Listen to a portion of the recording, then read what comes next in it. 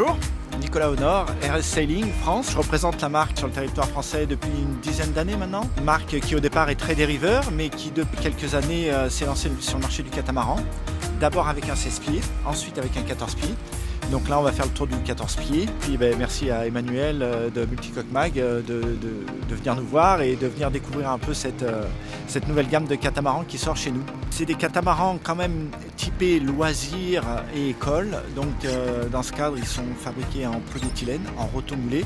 Donc assez costauds, sans entretien aucun. Et on les a voulu vraiment très simples à monter, à démonter, à entretenir, à gréer, dégréer. Donc c'est vraiment, on est vraiment sur une option loisir, quoi. Très simple. En termes de spécificité sur ce bateau, les coques sont symétriques, donc coque gauche, coque droite similaire. Le RS 416 c'était exactement pareil, coque gauche, coque droite pareil. Donc si vous avez une bugne sur un côté ou si vous avez un problème, vous pouvez intervertir, il n'y a pas de problème, vous n'êtes pas limité. Ou pour une collectivité, d'avoir une coque en spare, et comme ça vous n'avez jamais de problème, vous aurez toujours la bonne coque pour vous dépanner. Je vais me rapprocher du bateau pour vous le présenter un peu plus précisément, techniquement.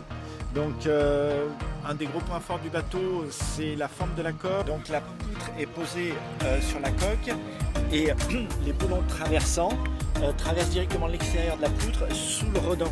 Donc en fait on a une rigidité qui est développée sur toute la longueur de la coque.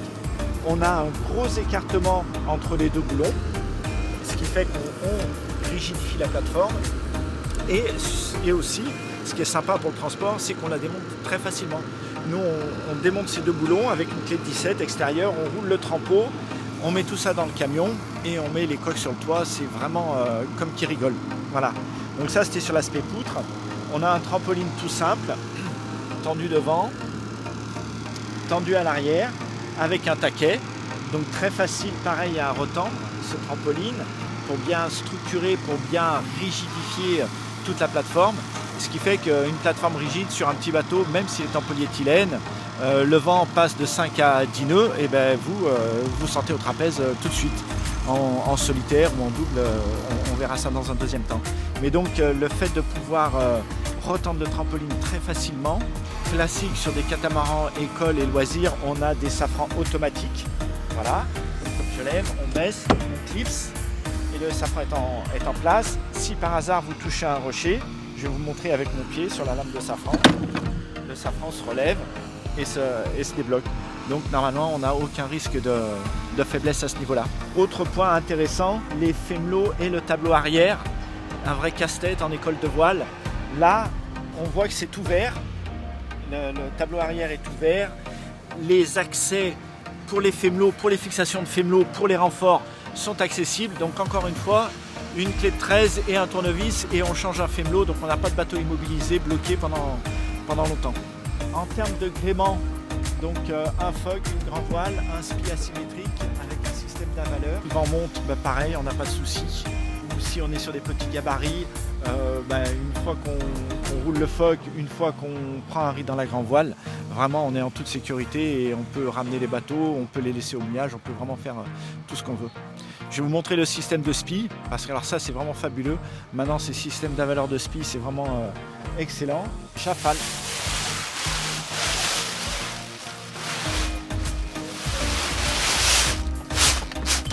Du coup on va rehisser le spi pour vous montrer comment ça monte tout seul. Voilà. Donc là, la drisse en rose sur les RS 414. Voilà. Et le spi sort tout seul à terre. Voilà. Hop. Je mets au taquet. Je borde. On est parti. Dernière petite chose, Cunningham, comme je disais, c'est le même que sur le RS 416. Donc il est assez puissant. Donc vraiment, si le vent monte à 10, 15, 20 nœuds, il n'y a aucun souci. En termes de gabarit, je dirais qu'à partir de 70-80 kg, vous pouvez le redresser s'il est chaviré. C'est quand même toujours un aspect important à prendre en compte. Le bateau est livré avec une flottabilité de tête de mât. Ça veut dire qu'en solitaire, vous pouvez naviguer, vous pouvez chavirer, vous pourrez le redresser. En double, encore plus facilement.